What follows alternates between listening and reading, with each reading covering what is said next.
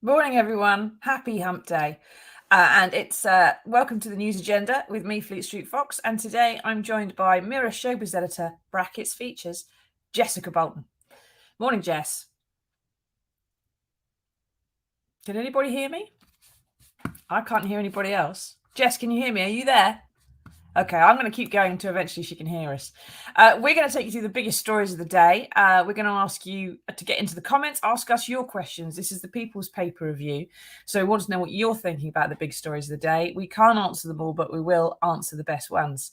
So what have we got today? Well, the Mirror has splashed on the Afghan refugees who suddenly find themselves in need of a safe place to exist. And the government promise to rehome 20,000 of them. But the problem is that the first year is always the worst year with these things. And this year, the number is capped at just 5,000 people. Now, there are even Tory backbench MPs, quite a lot of them actually, saying it's woefully inadequate and we must do more, not least because of the enormous moral obligation we've got to the people of Afghanistan, having just withdrawn. Now, Jess is going to be coming back to join us soon, I hope. I think she's had to log off and log back on again. So I'm just going to wit her until she does, because Showbiz editor brackets features is going to know a lot more about Afghanistan than me. But fundamentally, what you've got here is a promise that the government has been forced politically to make, to say we are going to rehome some people, don't worry. And they've had to give it a nice large sounding figure, 20,000. Ooh, gosh.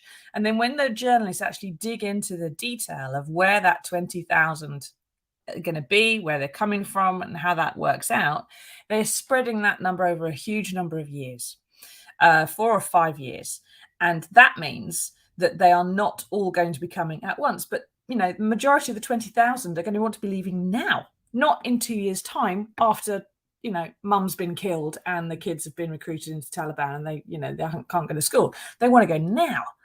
And to say that they're only going to have 5,000 this year is really just hugely restricted. And also, if can you imagine what the newspapers and what the average person in the street would be saying if we were just going to rehome 5,000 people this year? If that was the headline, we're going to rehome 5,000 people, people would be absolutely livid. As Lisa says there, we shouldn't be rehoming refugees. They should be sent back to their own country and rehouse the people and veterans in this country. What a joke. Well, Lisa, where to start with this?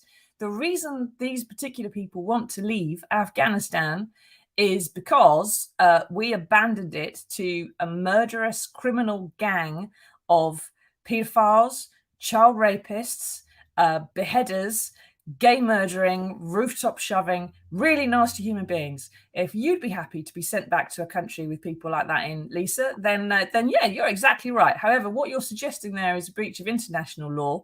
It's certainly a breach of moral obligations. It's not particularly Christian or Islamic or Jewish, if you read any of their holy texts. So I don't know what faith you may or may not follow, but not a great idea for any of it. Jess appears to be back. Jess, can you hear me? I can. Apologies for that. We had some technical issue. Just as we were fine, absolutely, before we went live. I can stop whispering. I've just been telling people about the issue with the 20,000 refugees and the fact that we need to rehome as many as possible in the first year and then let the numbers tail off, because the problem's big in the first year. But we're only going to rehome 5,000 in the first year.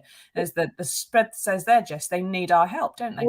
They do need our help. I mean, it seems incredibly naive. It's like we're going to rehome 25,000 in total, but only 5,000 in the first year when the threat is at its greatest. What do they think is going to happen to those other 20,000 people for at least a year before we start rehoming them? It seems the whole thing seems to be absolutely staggering, and as you were saying there, it's quite shocking to hear that people don't want to help in a time like this. A lot of these people were helping the Western forces when they were out there, and they put their lives at risk, and suddenly they found themselves without anyone there to come and to come when they need them. How can we turn our backs on people like that? How can we turn our backs on them if they haven't? They're all the Taliban, Jess. They're all evil. They're all going to come here and kill us in our beds. Even the ones who are running away from the murderous lunatics.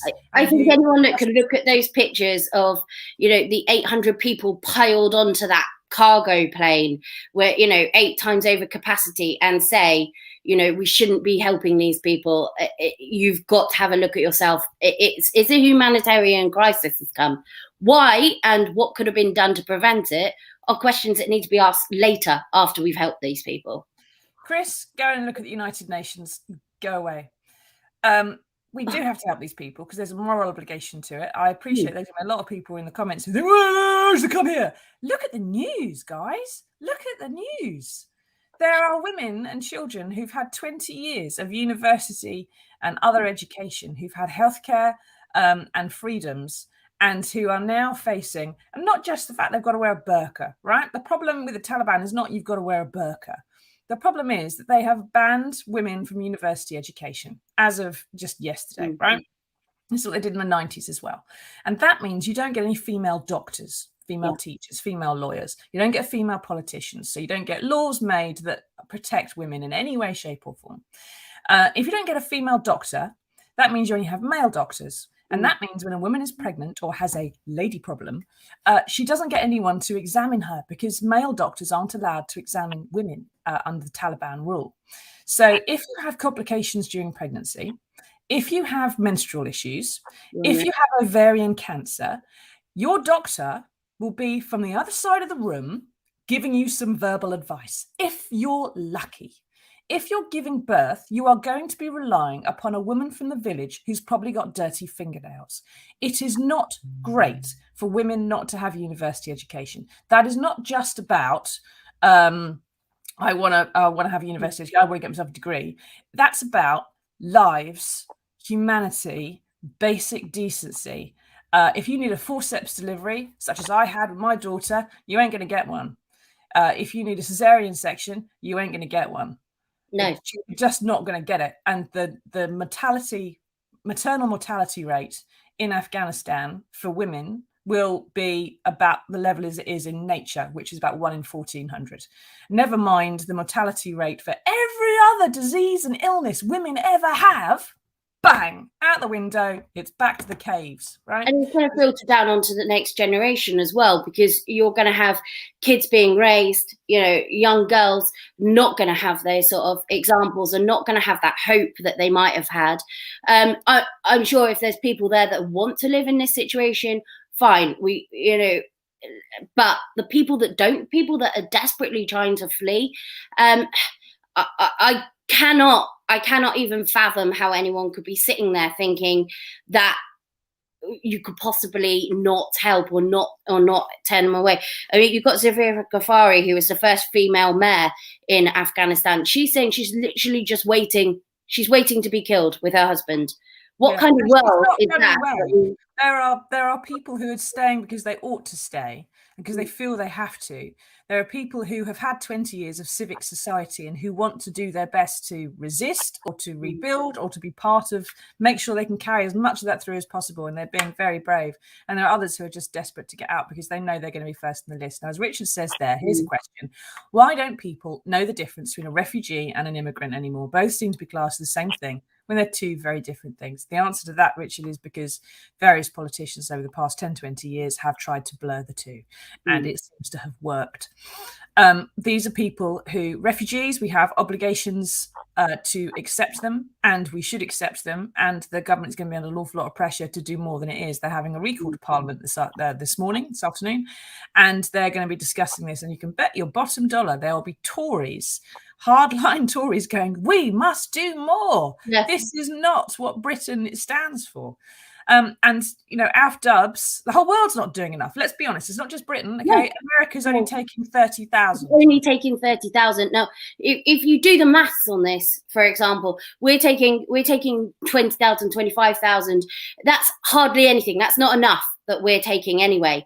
America are only taking 30,000 when it is 340 times bigger than us.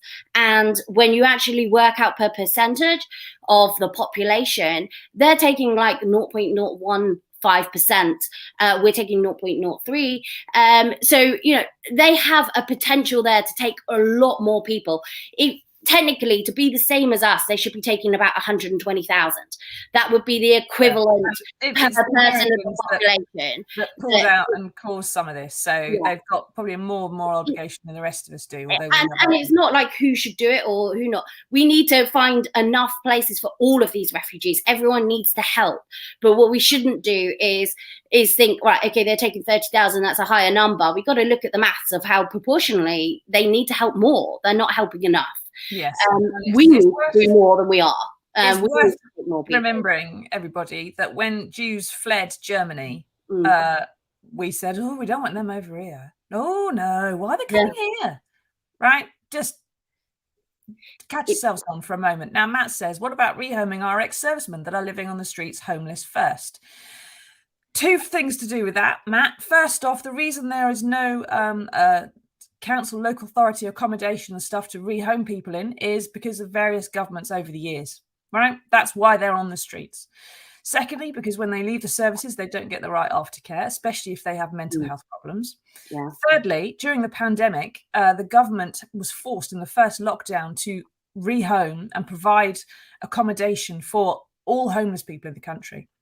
And it worked really well in getting them help with addictions, getting them help with mental health, getting them into actual proper accommodation, getting them benefits, getting them into work. It was proven to do a fantastic job, right? And then the government decided to stop doing it. Why would we want to do that? It works. Let's stop doing it. The problem with the rehoming your ex-servicemen is not because Afghan refugees are coming here taking all your houses, mate.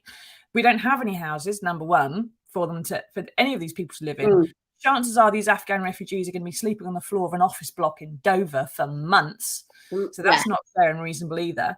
And the ex-servicemen on our streets don't get the help they should get, and which we know works because the government says no. The government that got elected with a landslide. Unfortunately. Now, we do need to move on a little bit. Alf Dubs there at the bottom of that spread has written a piece about how the boys and young men that are sent first by their families to protect them from having to fight for the Taliban. And he warns that while we're making a big fuss of these few thousand we're letting in, we might shut the door on refugees from other nations because people like those we've had in the comments who say, oh, we don't want to come over here, they won't bear Syrians coming as well, heaven forbid. Even though the troop withdrawal is going to destabilise a lot of countries in that region. As I wrote on Monday, some people don't matter until they turn up on dinghies. They only matter when we hate them. They mattered when we wanted to go in and fight, and they mattered when they come over on dinghies. They don't matter in the in-between period, which is when perhaps they should have done. Now, but on 6 and 7, the Taliban's revenge spread, that extraordinary press conference by people who shoot journalists, one even boasting he'd killed a media worker when he, during that press conference. Not that he killed him during the press conference, he boasted during the press conference. While they promise to be as nice as pie, there are rape gangs prowling the streets. Their names are being put on lists. Imams are being forced to hand over details of unmarried girls in their districts. And it is in the Taliban's interest to be nice for the next week or two because the Americans, the troop withdrawal agreement is for the end of the month. So, of course, they're going to be sweet as pie till the end of the month, maybe the first week of September. But after that, they can do what they please because everyone's gone. Now, Jess, do you believe the Taliban's promises to have changed? Are they nice and cuddly now? I think it would be incredibly naive to be able to say, right, okay, 20 years ago, we were doing one thing. We look like we're doing a little bit of that now, but we're not going to be that bad. And the warning signs thereof, we will let women have rights under Sharia law. But obviously that depends on how they define the law at the time. So I'm not hopeful. I'm really not hopeful. Yeah. I mean, I would like to believe it. I wouldn't. I don't. I'm sorry. No. I don't believe that. And I'm terrified for the fate of the people out there. And it's absolutely heartbreaking.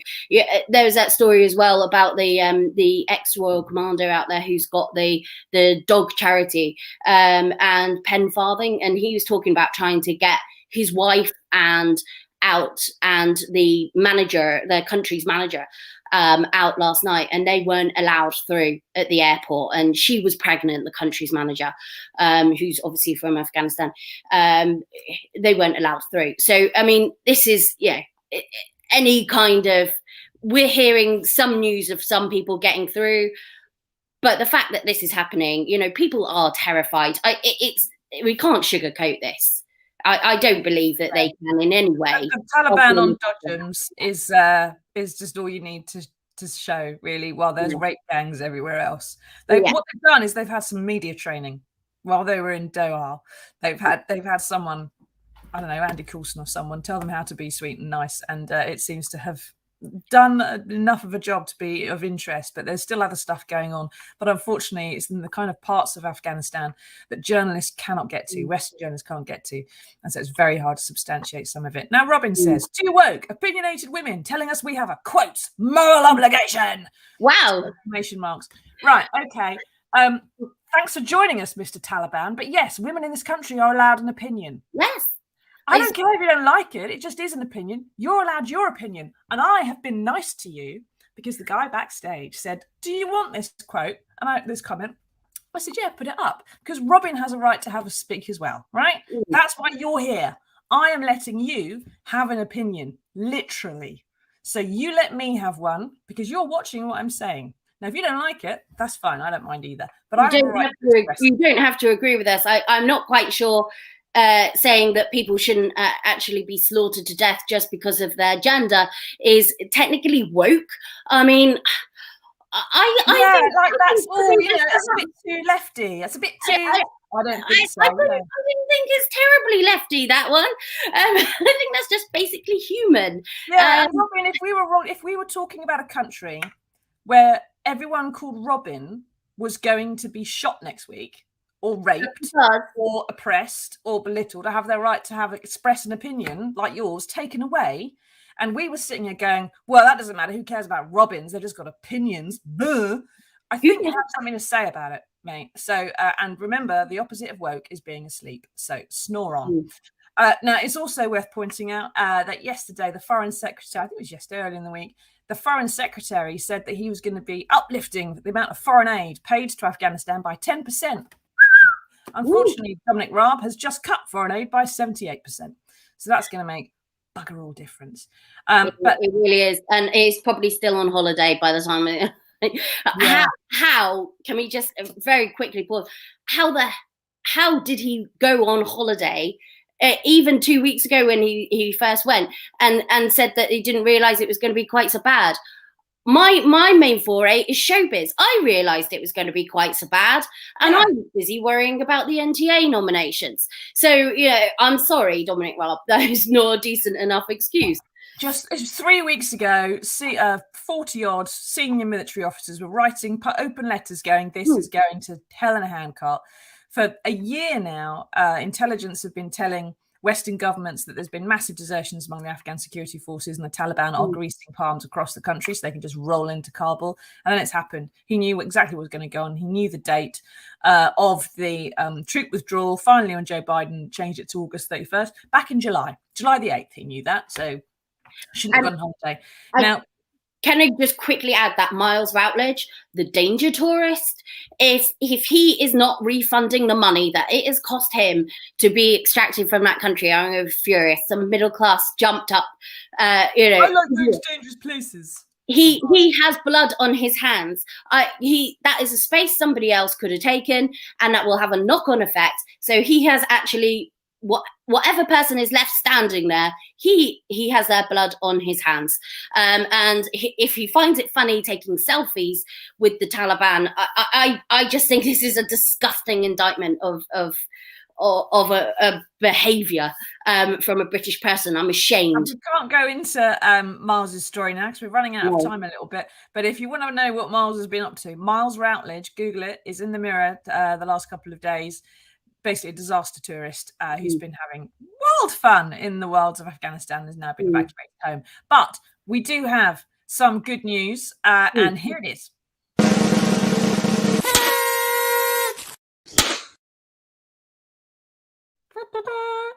Allison Hammond, who shot to fame. This is a hell of a segue.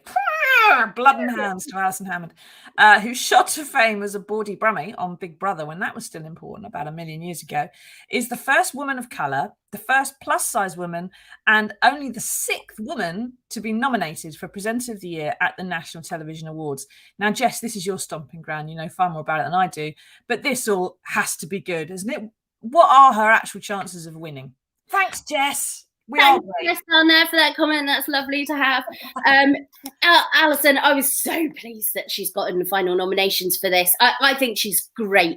I loved Ruth and Eamon that she took over from on Fridays on This Morning. But I did think it was nice that Alison also got to be a host finally. She's been on This Morning for about 15 years. I mean, it's 2002 that she first shot to fame on Big Brother in the 3rd series. And she's been on there steadily, working her way, finally gets the job she's kind of deserved years ago, to be one of the main hosts on there with Dermot O'Leary. So I was absolutely thrilled to see that she got nominated this year. I think her chances, this is the 20th nomination in a row for Ant and Dec, and they've won all the rest of them so far. The last person to win the NTA for Best TV Presenter was Michael Barrymore before Ant and Dec. So if you can think how long ago it was that Michael Barrymore might have been picking up gongs, that's how long it's been since anyone but Ant and Dec. Since Allison Hammond was on Big Brother, that's how long it's been. Indeed, in fact, probably longer than that. And in fact, he's the only other person that has ever won, apart from Ant and Dec, of this award. But still, you never know. Hopefully, you never know. She might cause an upset, and I'm sure the guys wouldn't mind either, because they've won so many in a row. I'm sure they would be quite pleased that it went to somebody else, if possible. But it's great. I mean, she's been sidelined for many years. When you look at her interviews, her warmth on screen, I think she's just got that kind of natural energy that makes normal people like me sitting there thinking, oh, I quite like her. I'd be mates with her. And she seems to have that same with A-listers as well. I mean, I don't know if you remember, she had a great interview where she reduced Harrison Ford and Ryan Gosling to absolute fits of giggles. And I think they're both quite difficult to interview if they find you boring. And so it's about time. The fact that she's the first black presenter to be nominated obviously feeds into a much larger discussion of the fact of how many black prime time or mainstream daytime TV presenters have there been, should there have been more, and also the female side again feeds into that larger discussion. Have we got enough female presenters? But also why we're not voting for them. This is a public voted awards all the way through. So this is coming from the public, not from the industry. So why are we not voting for more women? She is only the 6th woman to be nominated. Davina and Holly have been nominated numerous times, but she's only the 6th different woman to be nominated, along with Fern Britton and Mel and Sue. I personally like her as well, because she's one of the very, very few body positive, plus size, however we want to say it, proud of her shape and not too skinny women that we see on screens. And I'm the same as that. So I find it's like, everybody else, you see them like size 10 posting their pictures in their clothes from Zara or whatever. And I just quite like having someone different who I can think, actually, if she can do it, I could do it. Or I look good in this. If she looks good in this and she's confident, I can be confident too. And I bet you there's more people like me sitting at home watching This Morning than there are, people that could. Like Holly Willoughby. Yeah. No, thanks, Holly. You're great. Holly's great. Holly does a great job. But I'm so pleased to see other people represented as well. Exactly. Now, Angie says, why should it be about her gender, colour or size? Should she not be nominated for her talent? Is that not being taken away from her? She kind of, there's a point here about positive discrimination, isn't there? Because if you promote someone or nominate someone or someone wins an award because of something that they can't do anything about, right? Their gender or the colour of their skin or something, then yes, on the one hand, everything you've said is right, Jess. it's great that people do that, and it's great that people recognise it, especially if members of the public are doing it. But on the other hand, you are also reducing them to just being their gender or the colour of their skin. You're saying your skin colour matters, and it kind of shouldn't. No, I know. I totally agree with that. I'm not saying it should, and that is an argument to this. I don't know if you heard me, Angie, say the whole bit about how talented she is at getting celebrities to open up. Her interviews are being hilarious, and she has that natural warmth that I said. Those are our talents. I was just simply saying that it's encouraging that somebody with such talents is getting showcased on TV, regardless of not fitting into the typical usual mold, because we need to allow more people and be less narrow about the kind of representation on screen. And I say that because it's an example to other people out there, other like young girls, like, if I was a young girl watching TV when I grew up, you would not see anyone who was bigger, or that's my personal, sort of interest on that. And what does that tell you? What does that make you feel like? It's an old argument of, seeing representation, like Michelle Obama has talked about, like seeing the representation of what she's done, and seeing the people of, more people of color and more people of gender being in politics.